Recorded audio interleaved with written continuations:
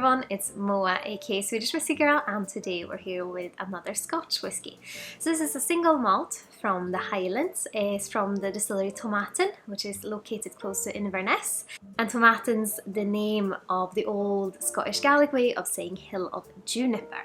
So this is Tomatin Legacy. It's been matured on 85% ex-bourbon casks and 15% new American oak, so virgin oak casks, which you tend to use for a lot of bourbon, of course. And you see it less often in Scotch whiskies, but it is of course used sometimes to kind of give it a bit of a kick of flavour, you could say. But let's have a little look on this one. Oh, and this Tomatin Legacy sits at 43% ABV.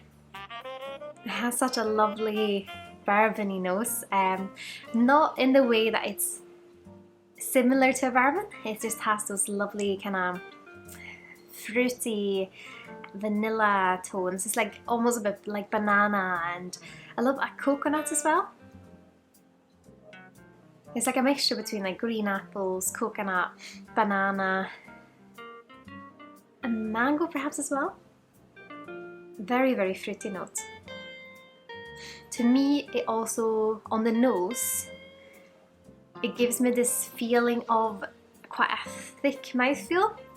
So because the aromas are quite dense and quite, on the nose, it's almost like they're oily. It makes me think that the mouthfeel and the palate might be a little bit more of a thicker, kind of more viscous palette. But let's have a little look, Slanjva.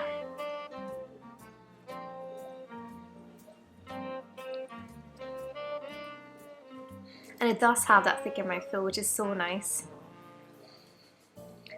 Tomatin Legacy is just such a classic to me.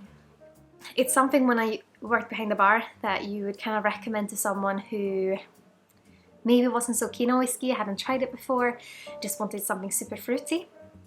Because it's just that mixture of all these different lovely fruits, like that banana feel. You get a bit of pear in there as well, and that apple. Yeah, it's a lovely dram. It also has a bit of kind of that black tea bitterness, or almost more of a green tea bitterness perhaps, because it makes me think of kind of a grassy note as well, so freshly cut grass, like freshly cut damp grass. So perhaps it's the morning after you've cut the grass and you've had like a little bit of a dewy grass, that kind of fresh, humid note, if that makes sense, along with that really fruitiness. And it also has a bit of a malty note in the middle. It's that kind of hay, barley note. It's like the groundwork. It's a lot of layers to it, even though this is kind of what you would describe as like their first step in the range, so kind of their core.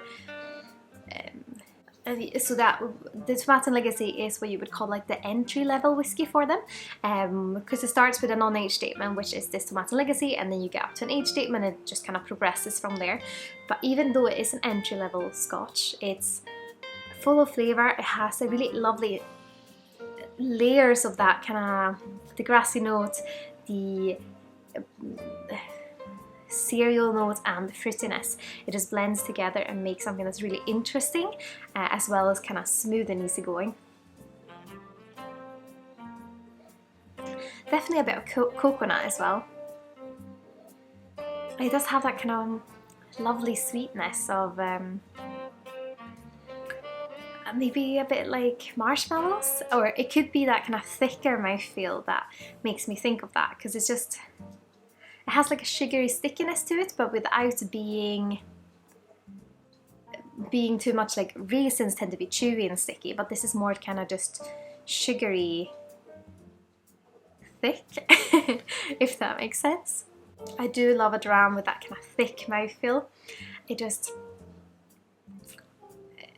makes it so like very easy to drink for one thing, but also just makes the experience so nice and velvety.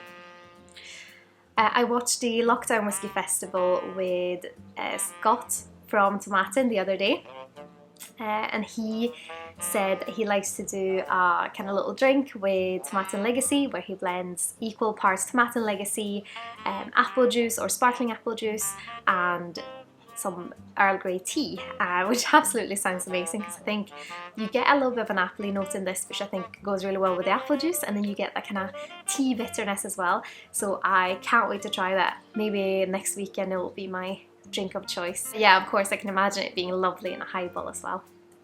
It is of course a lovely dram.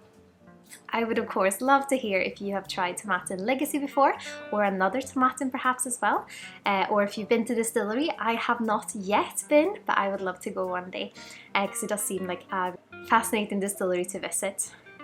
And of course, don't forget to like this video if you liked it, and of course to subscribe so you don't miss out on any of the upcoming videos coming soon. But as always, have a lovely day. Slán Skål!